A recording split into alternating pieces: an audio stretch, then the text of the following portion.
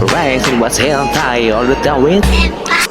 My soul is tormented by succubus. All the seas for the searching for the way and speed. Feeling of this got music no one sees. Halo sobatku Naruto. Oke, apa kabar nih kalian semua? Pada kesempatan video kali ini gue akan ngasih konten tentang recap episode untuk donghua tertentu nih. Jadi ini adalah video pertama gue yang gue kasih konten untuk recap donghua episode. Nah, bagi kalian nih yang mungkin belum pernah menonton donghua ini, lebih baik kalian jangan nonton video gue yang ini ya, karena ini mungkin akan full spoiler nih dari rentang episode tertentu gitu ya. Jadi kalau kalian yang ingin menonton donghua dengan ringkas ya, kalian boleh menonton di sini. Nah, yang akan gua angkat untuk pembahasan donghua pada video ini itu adalah Shinji. Mungkin di sini namanya sih asing ya. Cuman cerita yang diangkat di donghua ini pasti kalian gak akan asing, karena di sini ceritanya adalah dahulu tuh kita pernah mendengar cerita guru dan muridnya yang berpetualang ke barat mengambil kitab suci. Ya benar, yaitu adalah Sun Wukong, raja keras sakti yang dia dilahirkan dari batu. Nah, pada video kali ini ceritanya agak berbeda guys. Di donghua ini yang diangkat bukan ketika mereka mengambil kitab suci ke barat, tapi lebih ke setelah mereka mengambil kitab suci, apa yang akan terjadi gitu setelah kitab suci berhasil didapatkan oleh Sun Wukong dan gurunya serta adik-adik. Kalian bisa tonton terus video ini hingga selesai. Nah, untuk part ini gua akan ngerangkum episode itu dari 1 sampai ke 7 nih guys. Jadi total itu untuk season pertama ada kurang lebih 18 atau 16 episode gitu ya.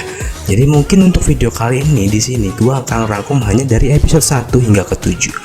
Untuk selanjutnya kalian bisa nonton part kedua. Nah, pada episode 1 diperlihatkan di awal seorang gadis kecil keturunan naga bernama Xiao Yu sedang menunggang naga yang ia panggil kakek di sini. Tak disangka nih guys, dalam perjalanannya ia bertemu iblis serigala yang terluka parah. Kemudian Xiao Yu mengobatinya dan memberikan kalung keramat yang selalu dipakainya bernama Lethal Crescent Moon Jet. Nah, di sini 5 tahun setelahnya terlihat Xiao Yu beranjak remaja, dan ternyata serigala yang ditolong sebelumnya sekarang perlahan menjadi sosok manusia dan ia diberi nama Bailang. Bailang setiap hari menghampiri kediaman Xiao Yu untuk memberikan hasil buruannya nih guys. Hingga sampailah pada suatu hari di mana kerajaan naga didatangi oleh ribuan pasukan langit dari surga nih. Di sini pasukan langit ini dipimpin oleh panglima perang bermata 3 yakni San Yan. Nah, kekuatan San Yan ini setara dengan Wukong guys. Pastinya sangat kuat pokoknya. Namun ia berpihak pada tempat yang salah. San Yan dan pasukan datang untuk mengambil kitab suci yang menurut berita yang tersebar di kerajaan Nagalah di mana kitab suci itu disimpan setelah sebelumnya sempat dicuri oleh seorang pelindung surga yang sangat kuat dengan sebutan Buddha. Karena Raja Naga tidak mengakui bahwa ia menyembunyikan kitab suci, maka ia memilih untuk berperang dengan surga. Akhirnya pertempuran berakhir dengan kemenangan surga. Namun kitab suci ini masih tidaklah ditemukan di kerajaan naga. Ini dikarenakan karena kitab suci itu menjelma menjadi seorang putri naga yakni Xiao Yu sendiri. Bailang di sini mati-matian melindungi Xiao Yu dibantu oleh kakak seperguruan Xiao Yu yakni Pangeran Naga. Saat pangeran hampir mati, ia mengorbankan dirinya untuk memberikan seluruh kekuatannya kepada Bailang supaya Bailang di masa depan bisa melindungi adik kesayangannya yakni Xiao Yu. Sekarang Bailang bahkan mempunyai 2 kekuatan roh nih guys, yakni roh serigala dan roh naga di dalam dirinya. Dari sini Bailang diminta pangeran untuk membawa Xiao Yu kembali ke nirvana supaya keseimbangan dunia dapat diperbaiki. Akhirnya Bailang berusaha mencari biksu yang dulu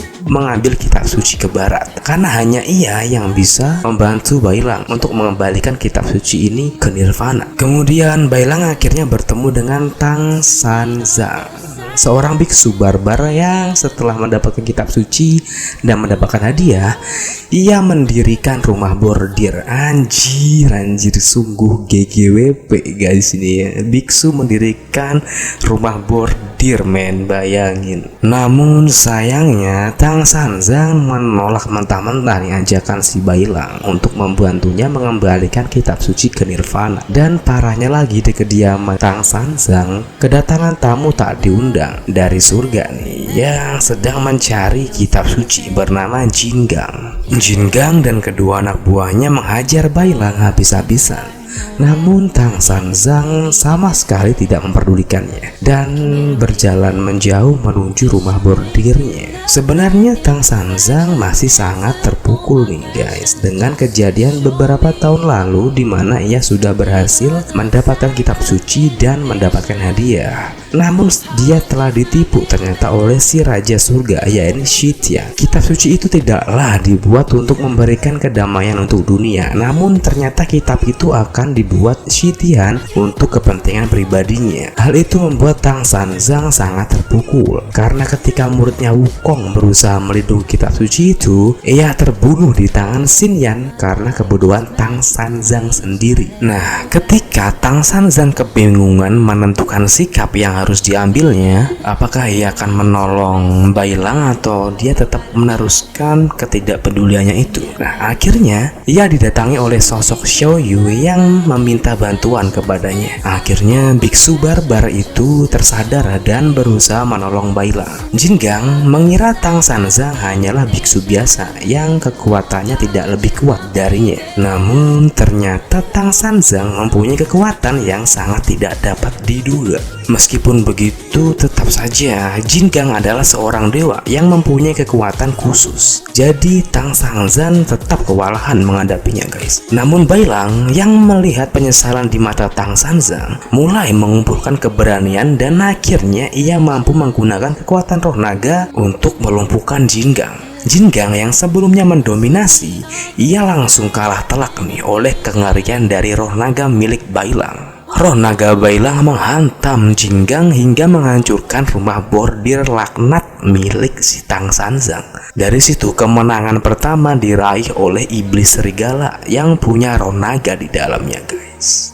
To be continue. Oke guys, itu dia rangkuman Donghua episode dari 1 hingga ke 7 untuk series Shin Shin Jing. Nah, Shin Shin Jing ini sebenarnya ada 3 season. Nah, gua akan rangkum semuanya sampai 3 season. Jadi kalian nantikan aja video yang akan gua upload selanjutnya. Thank you guys. Don't forget to subscribe Naruto. Bye bye.